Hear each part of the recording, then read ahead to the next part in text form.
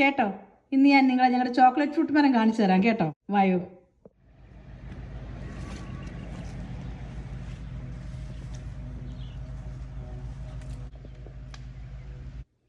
Chocolate ഫ്രൂട്ടിനെ Mexican സപ്പോട്ട, black സപ്പോട്ട എന്ന് വേറെ പേരിലും അറിയപ്പെടുന്നു. പേഴ്സൺ ഫ്രൂട്ടിൻ്റെ ഫാമിലിയിൽപ്പെട്ടതാണ് ചോക്ലേറ്റ് ഫ്രൂട്ട്.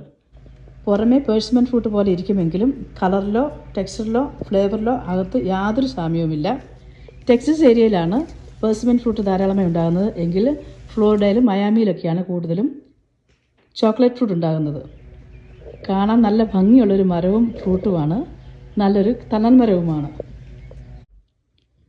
ചോക്ലേറ്റ് ഫ്രൂട്ട് നല്ല ഹെൽത്തി ആയിട്ടുള്ളൊരു ഫ്രൂട്ടാണ്. നല്ല ഫൈബർ റിച്ചാണ്. കാലറി വളരെ കുറഞ്ഞ ഒരു ഫ്രൂട്ട് ആയതുകൊണ്ട് ഇത് വയറ്റ് റിഡക്ഷന് നല്ലതാണ്. പൊട്ടാസ്യം കൂടുതലായതുകൊണ്ട് ബ്ലഡ് പ്രഷറിനെ റെഗുലേറ്റ് ചെയ്യുന്നു.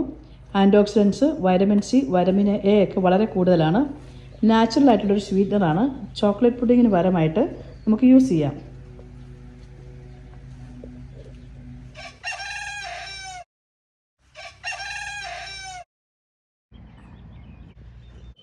ഈ ഫ്രൂട്ടിൻ്റെ മുകളിലേക്ക് ക്യാപ്പ് കൊണ്ടുവച്ച് അകന്ന് വരുമ്പോഴാണ് ഇത് നന്നായിട്ട് മൂത്തെന്ന് മനസ്സിലാകുന്നത്.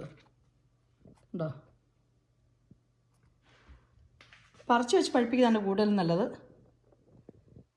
ഇങ്ങനെ നന്നായി സോഫ്റ്റായിട്ട് വരുമ്പോൾ ഇത് നന്നായിട്ട് പഴുത്ത് റെഡി ആയിട്ടെന്ന് മനസ്സിലാക്കാം.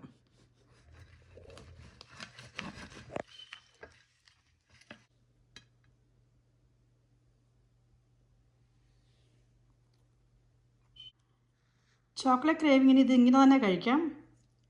ഞങ്ങളിവിടെ ഇതിൽ കുറച്ച് ബട്ടറും പാലും ചേർത്ത് നന്നായിട്ട് മിക്സ് ചെയ്ത് ബ്രെഡിൽ തേച്ച് കഴിക്കാറുണ്ട്.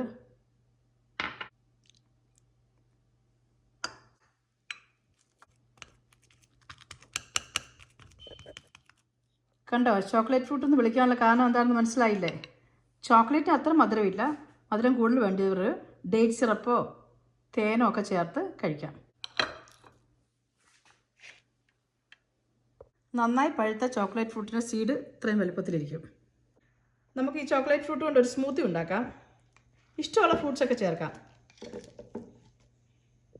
ഞാൻ കുറച്ച് ബനാനയും ഐസും കുറച്ച് പാലും ആവശ്യത്തിന് വെള്ളവും ഐസ് ക്യൂബ്സുമാണ് ചേർക്കുന്നത്.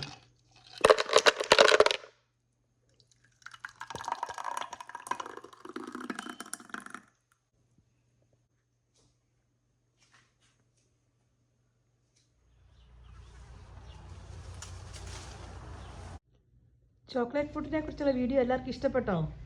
വീഡിയോ ഇഷ്ടപ്പെട്ടാൽ ഇഷ്ടപ്പെട്ടു എന്ന് പറയണേ.